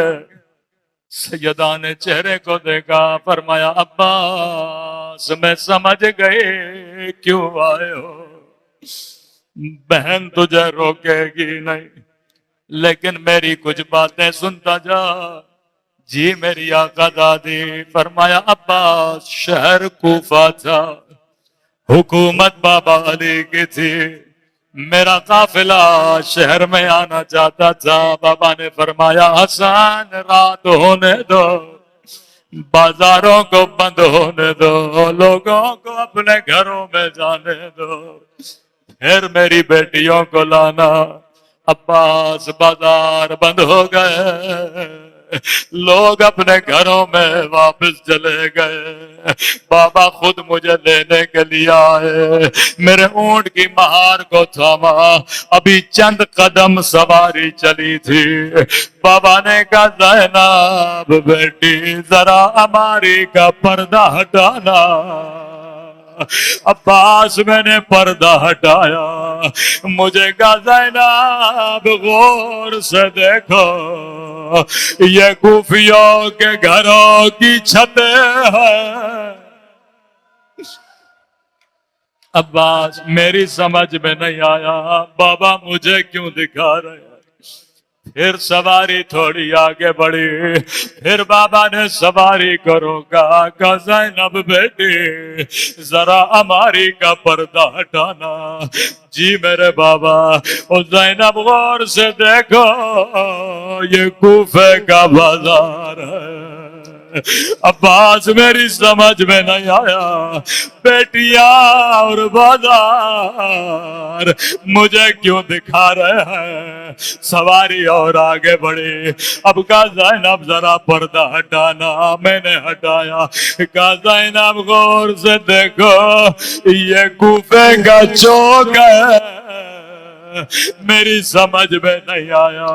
او میرے بابا بازار دکھانے آئے, حسن کو دکھائیے, چوک دکھانے آئے, بیٹوں کو دکھائیے. بابا بیٹیوں کو کیوں دکھا رہے ہیں. عباس بابا نے میری سواری کو بٹھایا, کبھی میرے ہاتھوں کا بوسہ لینے لگے, کبھی میرے سر کو چومنے لگے, کبھی میری کلائیوں کو دیکھ کے رونے لگے. کہنے لگے زینب یہی بازار ہوگا, وہ تیرے ہاتھوں میں رسیاں, تیرے سر سے چادر چھین جائے گے. عباس، میں نے کہا بابا امام ہو اعتراض نہیں کروں گے، لیکن بابا ایک سوال زینب کو بڑا تنگ کر رہا ہے۔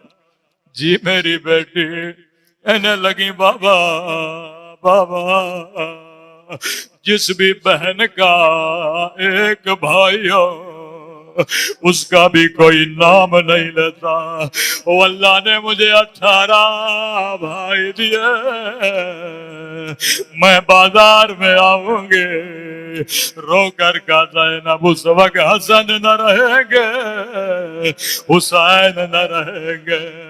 اب سننا بی بی نے کیسے خدا حافظ کیا، کہا عباس کھڑا ہو جا، دونوں باہیں غازی کے گلے میں ڈالے، رو کر کا خدا حافظ عباس۔